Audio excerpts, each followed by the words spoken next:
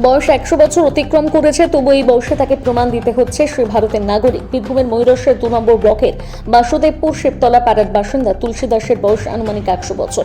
SIR খসড়া তালিকায় তার নামে কিছু ত্রুটি থাকায় তাকে নোটিশ পাঠানো হয় ব্লক অফিসের শুনানিতে হাজিরা দেওয়ার জন্য। কিন্তু তার বয়স যে 100 বছর পার, কিভাবে আসবেন তিনি ব্লক অফিসে, কেই বা হাজিরা দেবে এসআইআর শুনানিতে? চিন্তায় পড়েছিলেন পরিবারের লোকজন। শুনানিতে হাজিরা দিতে না পারলে ভোটার তালিকা থেকে তার নাম বাদ পড়বে এই চিন্তায় আতঙ্কিত ছিলেন তুলসী দাসের মেয়ে, নাতি, বউ, নাতবউরা, পরিবারের লোকজন। তারা চিন্তা করছিলেন এই বর্ষের যদি ভোটার তালিকা থেকে তার নাম বাদ যায় তাহলে সরকারি সমস্ত সুযোগ সুবিধা থেকে বঞ্চিত হবে। কিন্তু অবশেষে তাদের সেই চিন্তা দূর করলো ময়ূরেশ্বর 2 নম্বর ব্লক প্রশাসন। ময়ূরেশ্বর 2 নম্বর ব্লক অফিসের বেশ কয়েকজন আধিকারিক তুলসী দাসের বাড়িতে গিয়ে তার হিয়ারিংয়ের সমস্ত নথি সংগ্রহ করে নিয়ে ব্লকে আসেন।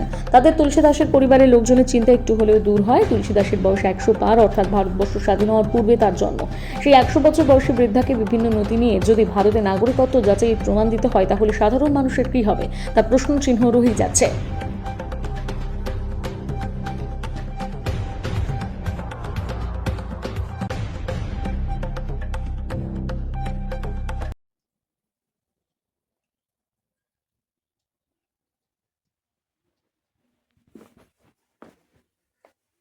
কি নাম আপনার?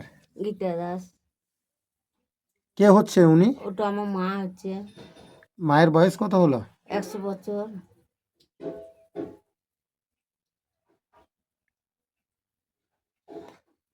বাড়িতে কেউ এসেছিল আজকে? না আজ একটু আজকে আসেনি। হ্যাঁ, এই যে আপনি ভিডিও দেখেছেন ব্লগ থেকে। হ্যাঁ বলো কে হইতে আপনি? কে হচ্ছে আপনার? এটা আমার দিদিমা। কত বয়স হলো? 100 বছর।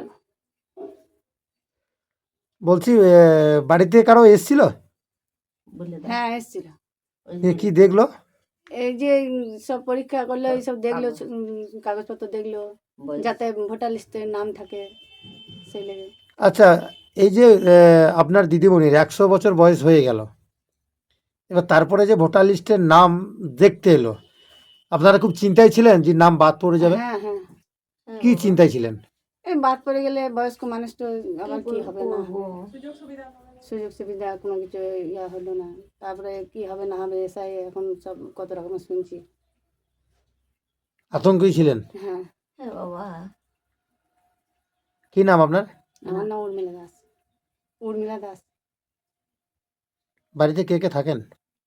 আমি, আমার দিদিমা, আমার শাশুড়ি মা, আমার ছেলে, আমার স্বামী। মানে আপনার ঠাকুমা হচ্ছে তাহলে? হ্যাঁ, এটা আমার আপনার আপনার স্বামীর এটা হচ্ছে দিদিমা। দিদি দিদিমা। হুম, আমার দিদা হয়েছে। না আমি তো শুধু তখন বুঝে দিয়ে